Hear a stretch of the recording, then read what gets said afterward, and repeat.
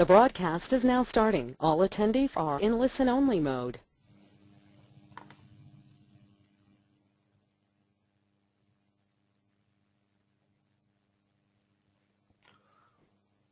Good morning everyone. This is Saurabh from Quickheal Technologies. Thank you for joining us for today's webinar on do's and don'ts of internet security. The webinar will be presented by Mr. Nikhil More.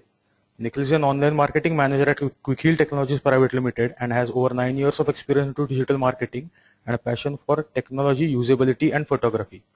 Nikhil is also a recognized expert in internet marketing strategies for the antivirus industry. At Quickheal, Nikhil is associated with the cybersecurity program, which is the company's corporate social responsibility initiative. I'll be handing over the presentation now to Mr. Nikhil.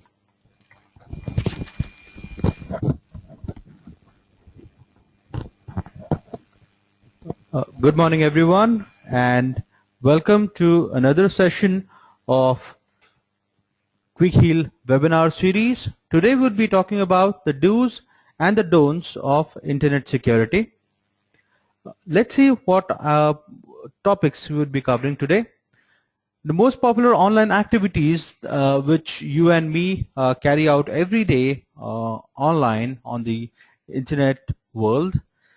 Who is watching you online? So there are a lot of people who would be watching you without your knowledge about the activities that you do online.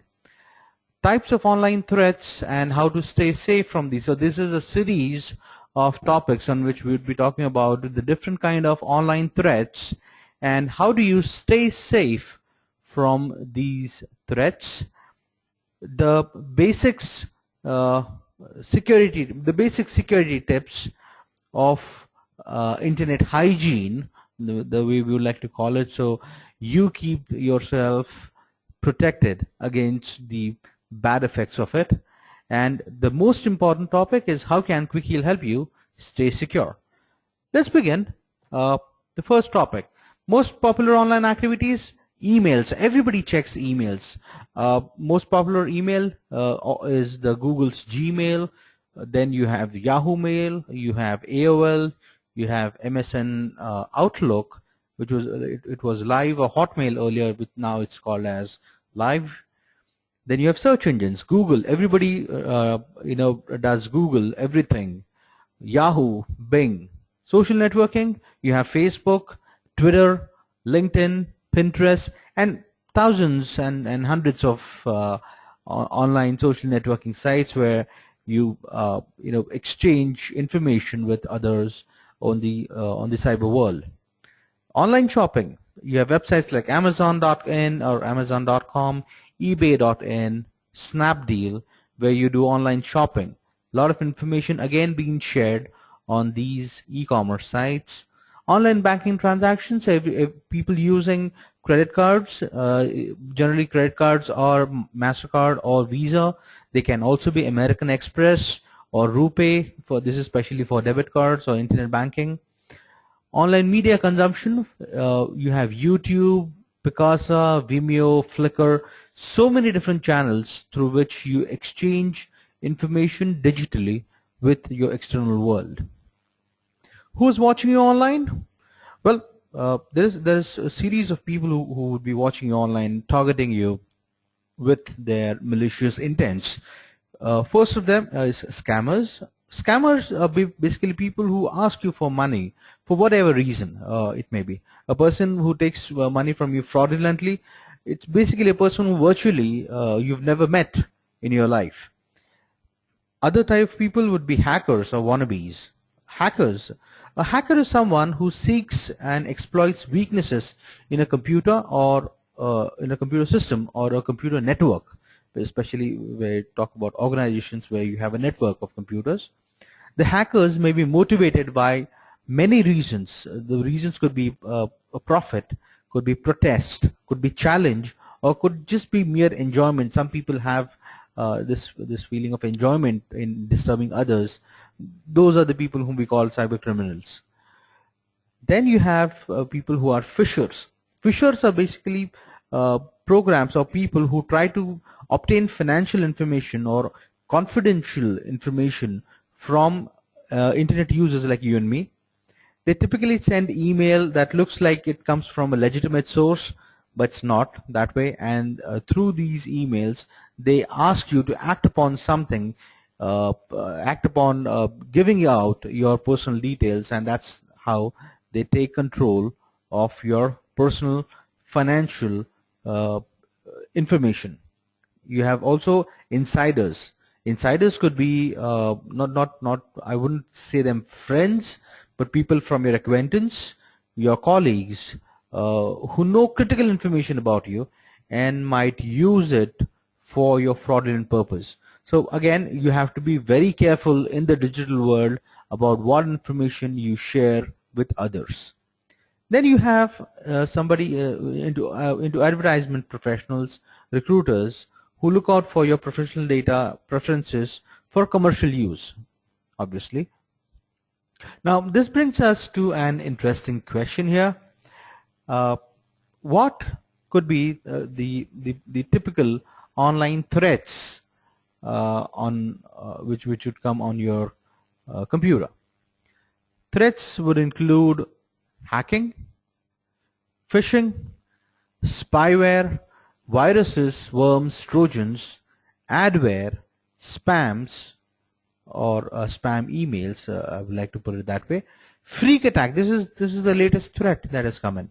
So we would be in detail discussing all these online threats, and we'll discuss one by one after the other in little detail. So you get good information about that. But before we do that, I have an interesting poll for all of the attendees today. Let me bring up the poll for you. To prevent cyber attacks, is it necessary to have your system and all programs up to date? So I'll repeat the question in case you haven't heard it.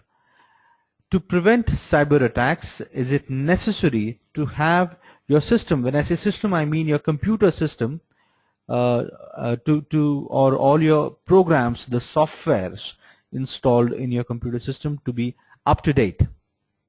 Your choices are A, true, B, false. I have about 40-50% of today's audience casted their votes. I would like to wait for another 15-20 seconds before I close the poll and share with you the opinion results of today's opinion poll.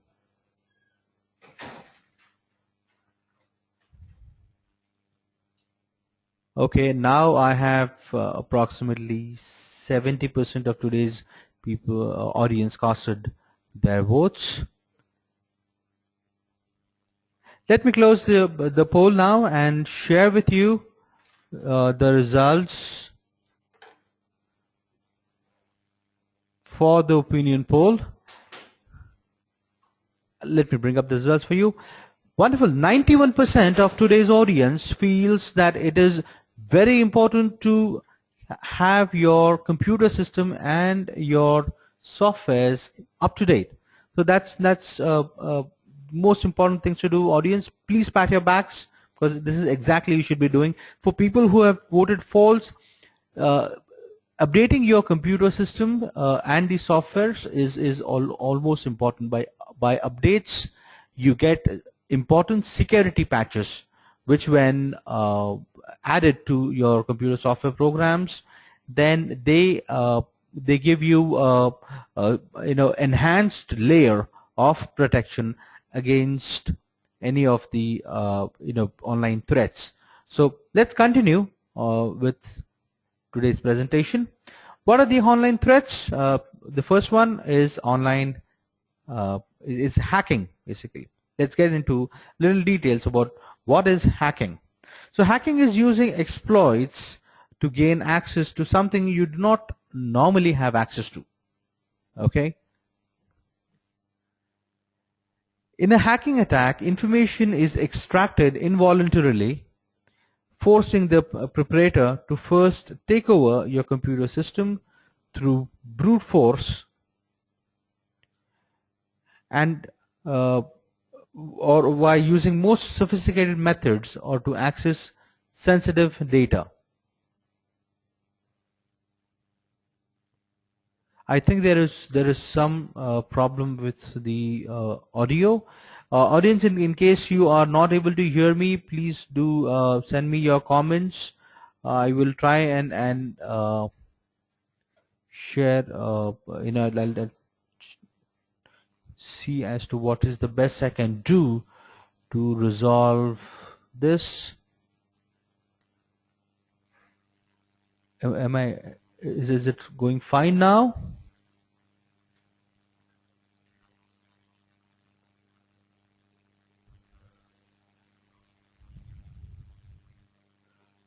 All right. I think there is some problem. There's some glitch. I'm just quickly going to look into that, and give me a couple of seconds. I'll just quickly look into this as to what I can do to resolve this.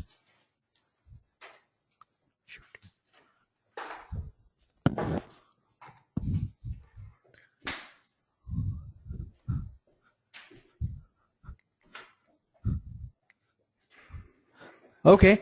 So I think I think I'm audible now to a lot of people. Okay, so let's continue with what we were discussing about hacking. So hacking basically is an act of gaining unauthorized access to the user's computer system without the user's permission to gain the access. The information is extracted involuntarily, which clearly means that your authorization or permission is not approved or taken before this information is shared. Hackers most often use information for financial gains or to spread malicious.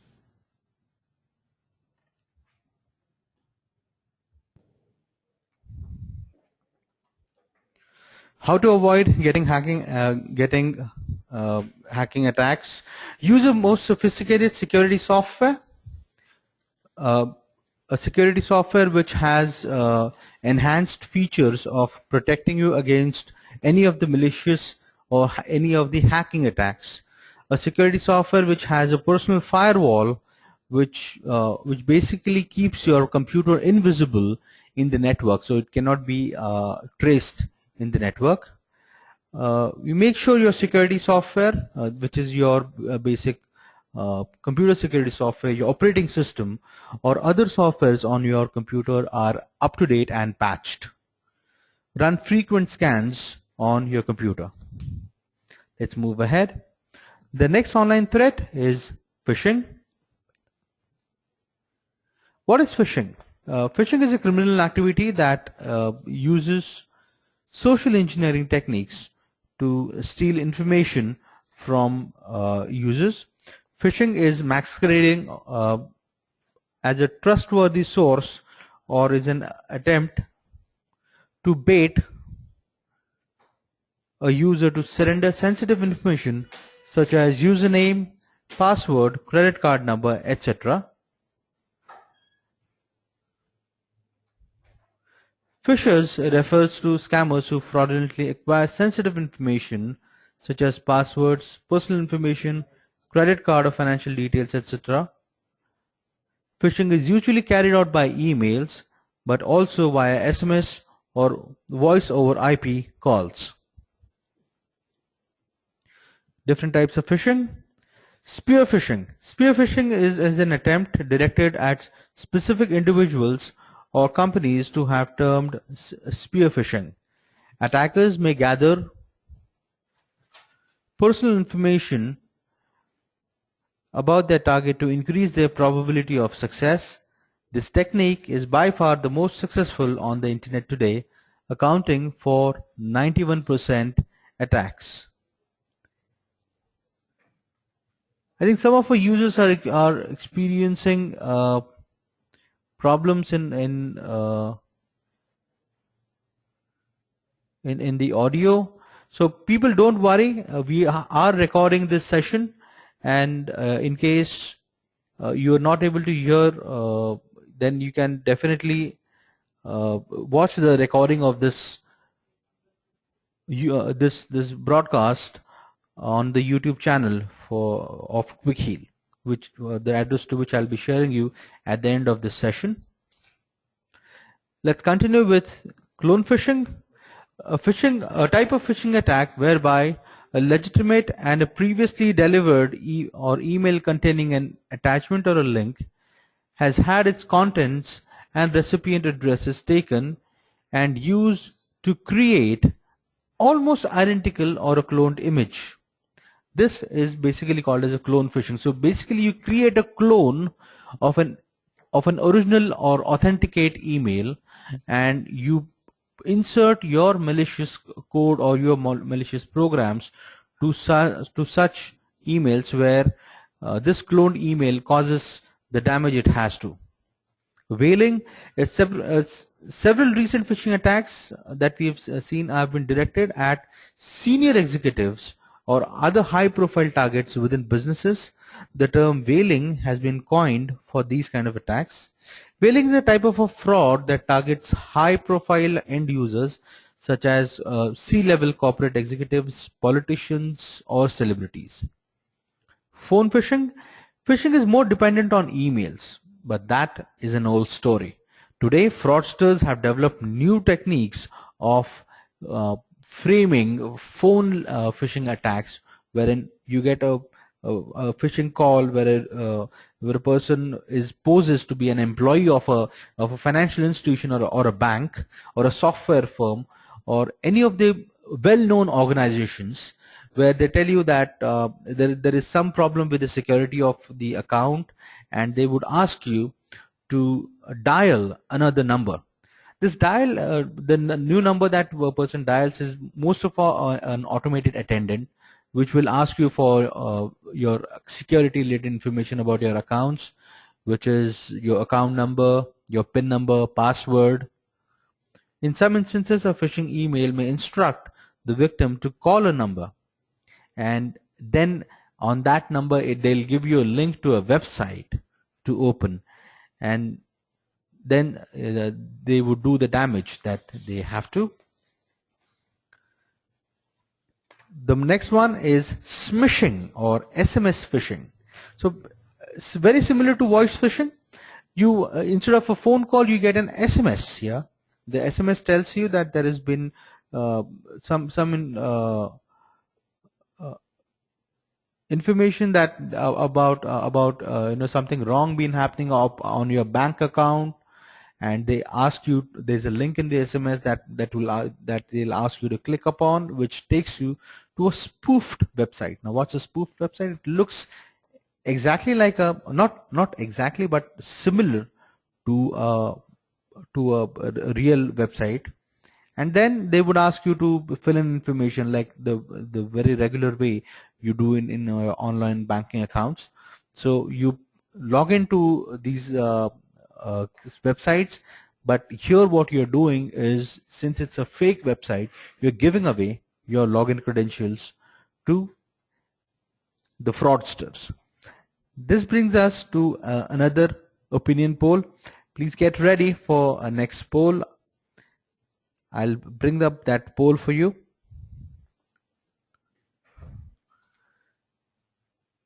I think you can see the poll on your screens now. If you receive an SMS from your credit card company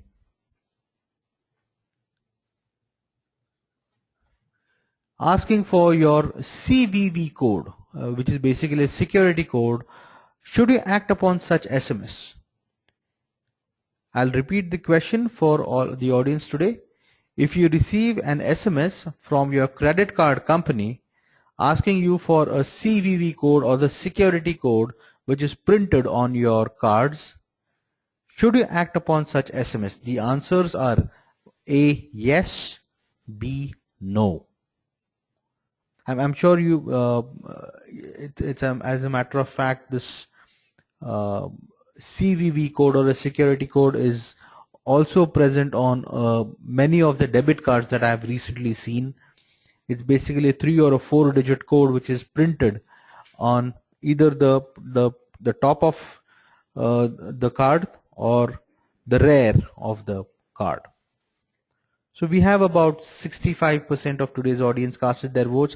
I will now close this opinion poll and share with you the results. So excellent audience again. 91% of today's audience feels that no, you should not act upon such SMS where you've been asked to share your security code or your CVV number. For that matter, nothing on your mention on your credit card, because your credit card or your debit card, it might have important information, like even your card number or the expiry date on your card is also very important. That also should not be shared with anyone on the online world. Very importantly, audience, I would like to mention it time and again. We have also mentioned it in our past webinars, and I would also like to mention it again here. No bank will ask you, or no credit card company will ask you for such vital information. Okay, so if you receive such kind of SMS, please ignore such SMSs. The best thing you can do is just delete them. Let's proceed with today's webinar. What does a phishing email typically look like? Very quickly, I have a sample for you. Now, if you look at the phishing email, on the first look, it looks like it's genuine. But if you look very closely, no bank would send you an email without a proper salutation or proper greeting. Like, for example, if my bank sends me an email, it sends me, hello, Mr. Nikhil More. Okay, because that's my name. But a phishing email might not have a proper addressing, a proper welcome. It will say just hello. Then you should look at very small details like spelling mistakes. They would have links in the email. Generally, the links are not present. There are threats in the email saying that if you don't act upon this email right now, your account may be blocked temporarily or permanently, or you may have to pay a fine, something of that sort, so that they create an urge for you to act upon such kind of threats right away. And then most importantly, they use a very popular company's name in the signature. Like, for example, if we say here, see in this email, email, we got this email snapshot from Microsoft. It says that this email has come from Facebook Copyrights Department. So it's a very well-known company. Everyone might get scared about receiving such emails and might act upon. But people, look out for these things, and you will see that this is a phishing email, and you need not worry about such phishing emails. How to stay away from phishing emails? Do not click on any links in the email that poses to be from a bank or from any reputed institution which is asking for critical information. Do access your bank's website manually in case you want to really check as to what's been happening, and you want to go and see. Don't click on the link there. Go to a popular search engine, type the name of your bank in the search engine, and you go to the website, because search engines will give you the most correct results. If you know the bank's URL, you can directly type the URL and go to the bank site and see for it if there is something wrong with your account. While giving up your personal or financial information on any website, check if the URL begins with an HTTPS. Now let me tell you people, HTTPS stands for a secure network. The S here stands for secure. Also look for a padlock icon that indicates that the connection is secure or encrypted. For SMS or voice communication, never respond to any such communication. If you wish to verify, then please visit your bank or financial institutions. Online threat, the next one is spyware. Now, what's a spyware?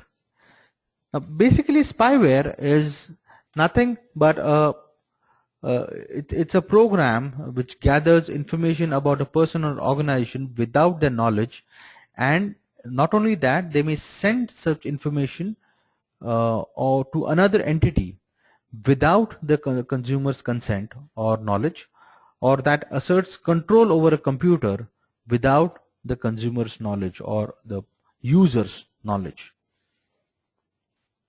So what does spyware do is basically it takes control of your PC, or it basically spies on what do you do on the account, and without your knowledge or without your permission, this information is shared with the third party. Okay. How does the spyware spread?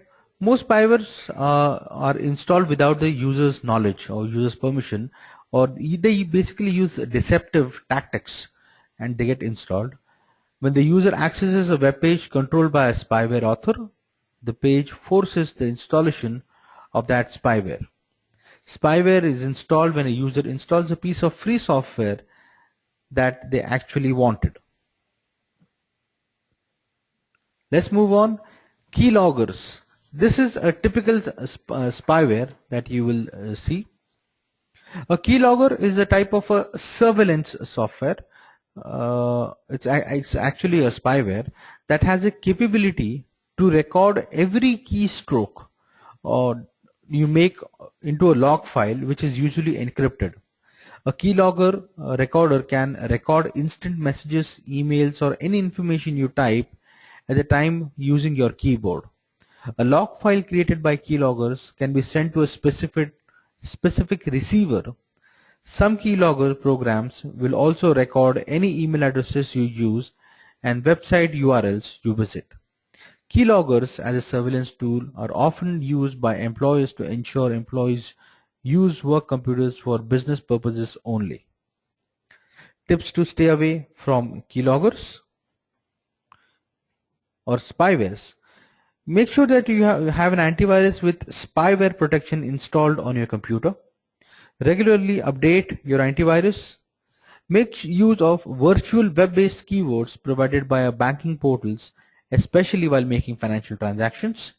And the operating systems also give you an on-screen keyboard, but there could be instances, we have observed instances where those keyboards are not very effective when it comes to protection. That brings us to an interesting poll here. Let me bring up the poll for you. Should you scan an external device such as flash drive, memory cards before accessing the data inside them? Let me repeat the question for all of our intelligent audience today. Should you scan your external device, your external devices, I mean could be your pen drive, could your external hard drive, could be a memory card, anything. Should you scan them before actually accessing the data which is present inside these devices? Your choices are: yes, you should scan them; no, you should not. Third option is maybe you can, or you should not. Let me give this chance for today's audience to choose. What should their answers be? Should you scan external devices such as flash drives, memory cards before accessing the data inside them? Yes, no, maybe.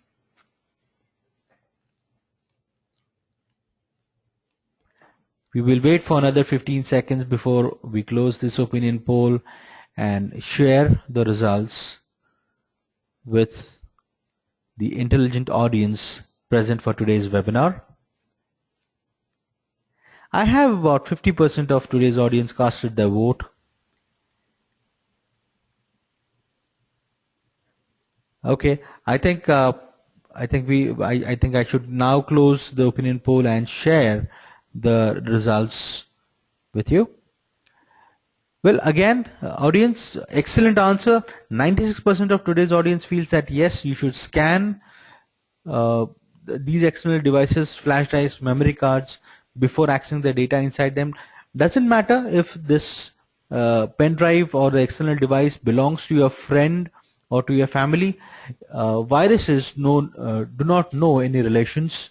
These viruses will always do the bad things or do the damage what they have to do, regardless of what relations you have. So very rightly said, audience, you should scan your external devices before you use them. So let's proceed with today's webinar. Next online threat is viruses, worms, and Trojans. Very quickly, what are viruses? Viruses are programs as replicates. They spread from file to file on your computer system, infecting them. Worm, it's a kind of a virus, but worm is basically a standalone program that does not need users intervention to spread. Now basically,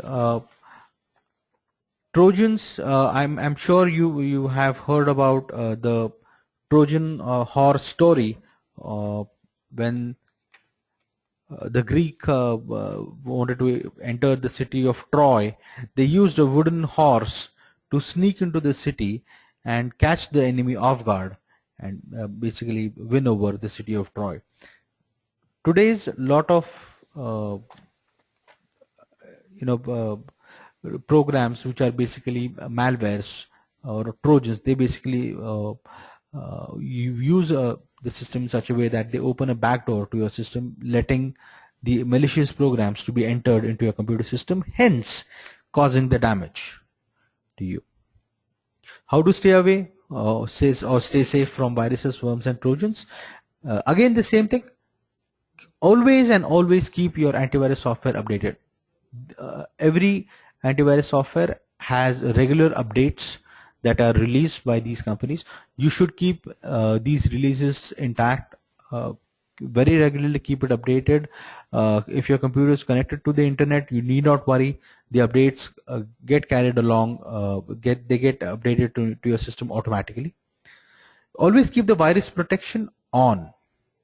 By this I mean that there could be instances where you may want to switch off the virus protection to run a specific program. We do not recommend you do that. Your virus may attack, it's not time bound. It may happen, it may not happen it may happen at any given time. Being said that, you should keep your antivirus protection on all the time. Run weekly virus scans on your computer. Always scan external devices before you use them, and never download a file from an unverified source or sender or publisher. The next online threat is adware. Basically, adwares are advertising related software. So adwares are basically a software that show you ads. You might have experienced a lot of pop-up ads when you visit different sites. So this type of software poses a threat to a user's personal information due to the fact that information collected and is sent over to the internet, which could result in the hackers accessing this. Adware is usually installed without the users requesting it and has the capacity to severely slow down computers' performance. Tips to stay away from hardware: do not download unnecessary software from the internet. If a download screen appears, then you are not trying to download something. Do not proceed. This is the same tip that if you would like to give it to mobile phone users. There are a lot of links that you click on, and there is permission asked for you to download a software. Please read on to what is being downloaded, what is the publisher trying to tell you about the software. If you do not wish to download, you can cancel, but do not proceed. Avoid clicking on pop-up advertisements which will tell you like you can download a movie for free or listen to music for free or get free tips on something. There is nothing called as a free lunch in the world. So keep away from these things. Most importantly, enable pop-up blockers, which is present in your web browser. The next online threat is spam.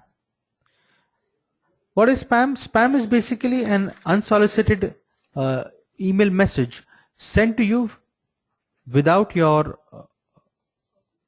permission.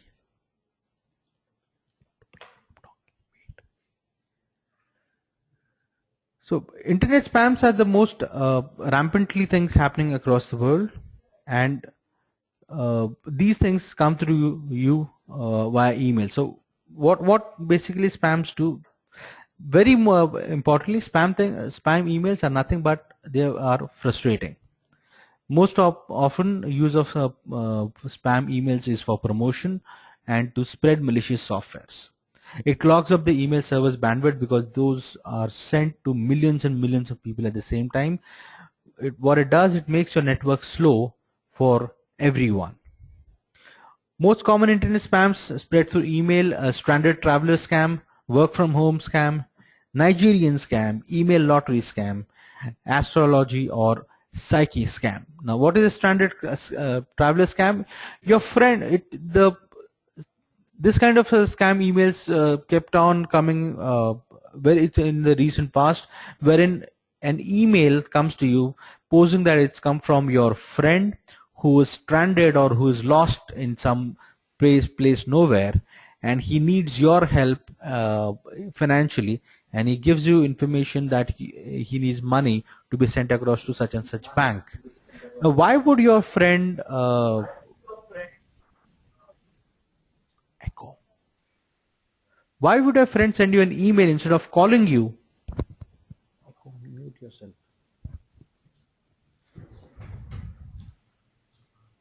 Why would I send you an email?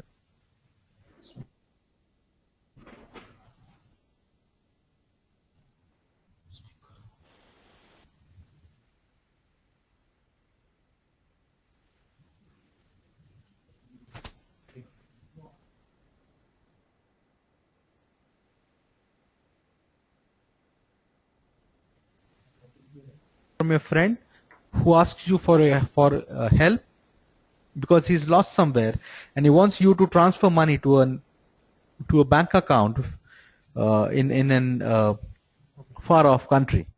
Now, why would your friend send you an email and not call you? If you want to verify, what you can do is don't act upon that email right away. You can call his family or other friends to know his whereabouts, or actually has he gone on any kind of vacation. Then you can possibly go to a bank and probably verify the details of whatever bank he's asking you is true or not. Call up your friend and ask him if he actually needs such kind of a help, because when you take these kind of precautions, you are safeguarded from any kind of this stranded traveler scam that's more popularly known as. Work from home scam, lot of emails coming up these days where they ask you to download a piece of software and pay a price to start working from home. Now, you basically pay money to get money, something that's not easily digestible for me. So whenever you get such kind of emails, don't act upon these emails, because these basically may have come from a fraudster, and acting upon such emails will not only cause you a financial loss, but will also you will be giving away your financial details to fraudster who may not use it who will use it basically for their advantage. Nigerian scam, basically this Nigerian scam is nothing but an email which poses to have come from somebody who needs your help to move a large sum of money from one continent or one country to another country. And what's in there for you? Well, you will get a small share of that money, which could be an attractive sum of money. Now, why would somebody do that for you? What have you done for? Basically, this is the question that I would ask to myself: what have I done to receive such kind of emails from a person whom I have not even heard about or not even met in my real life? please ignore such kind of emails. You have a button on your laptops which is delete. Please use this button when you get such kind of scam emails. Again, email lottery scam. This emails come from a reputed company like very well-known companies who operate worldwide, and there they ask you that you have won a humongous amount of money, which probably everybody would go crazy for when they hear that. I've come across a lot of such emails where sums like millions are mentioned in these emails, which make me think twice that really what have I exactly done, what lottery have I participated in to have won such things. There is nothing called as I said earlier, there's nothing called as a free lunch. So if you receive such kind of lottery emails, it's probably a scam, so just delete them. Astrology or psyche scam, again, I get emails or I've come across such emails where it said that I can see your future, I can predict your future. If and then people fall for such kind of emails. They ask you to deposit some amount of money to an XYZ bank, and they will be able to tell you what they foresee for you in the future. Some of them post to have come from some professor Tiveni or something. I think the only person in this world who can tell you what your future is you yourself.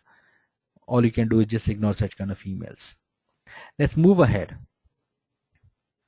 How to avoid spam threats? Make use of email security feature in your security programs. Report unwanted or unsolicited emails to authorities. Delete the spam mails. Never publish your email address on public forums.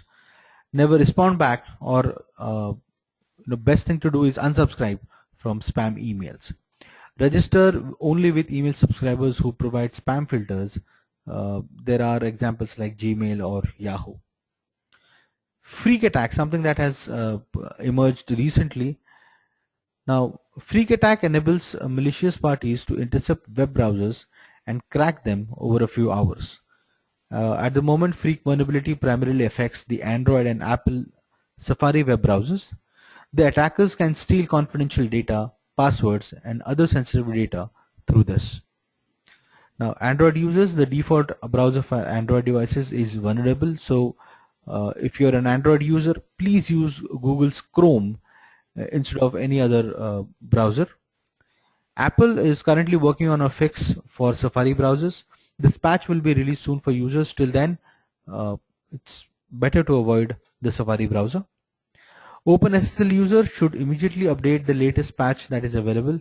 This patch address the CVE 2015-020 full vulnerability. Basic security tips for internet hygiene: create a long, unique, and a hard to guess password. Never keep the same password for your different online accounts. Keep your computer antivirus protection and firewall on state. Avoid public networks for accessing websites that require you to sign in to access any information. Always update your antivirus software, operating software, and internet browsers and softwares on your computer. Install softwares and apps only from trusted and official sources. Never download attachments from unknown email senders. Do not click any links in emails that asks you to access bank's website. If you want to access your bank's website manually, type it in the address bar. Best way, use a search engine.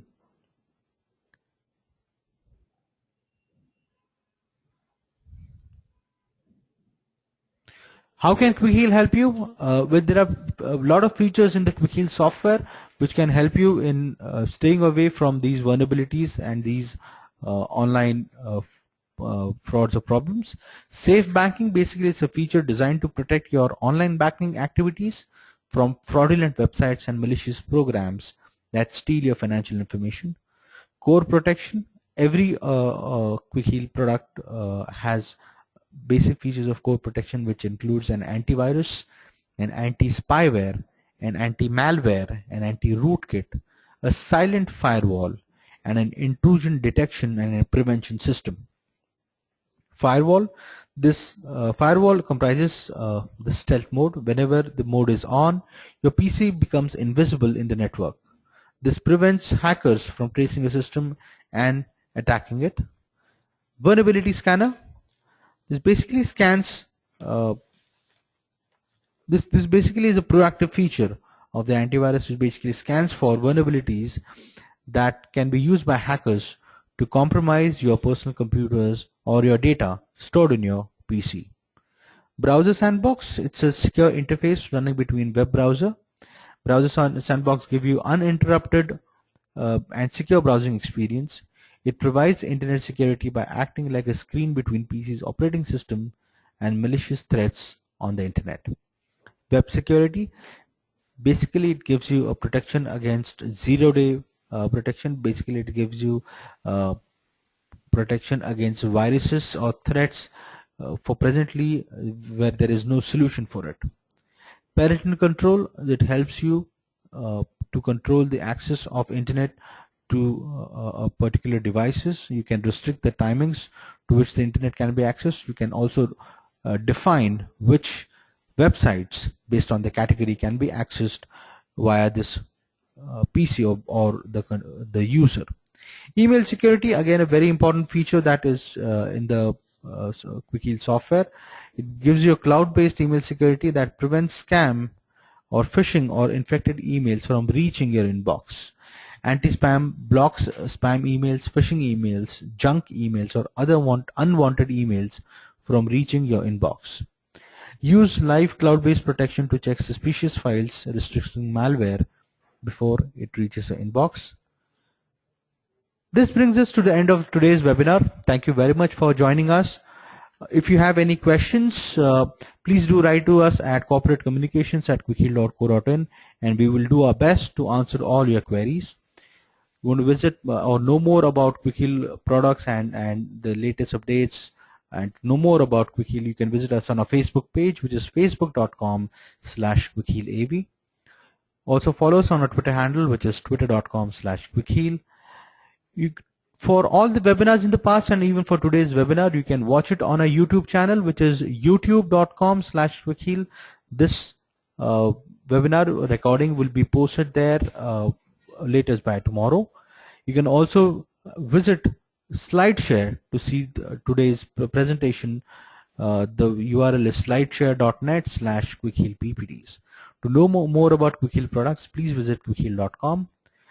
To know interesting facts about what we publish on the online world regarding the security world, please visit us at blogs.quickheal.com. I'm now handing over the mic to Saurabh to conclude today's session. Thank you very much and have a blessed day.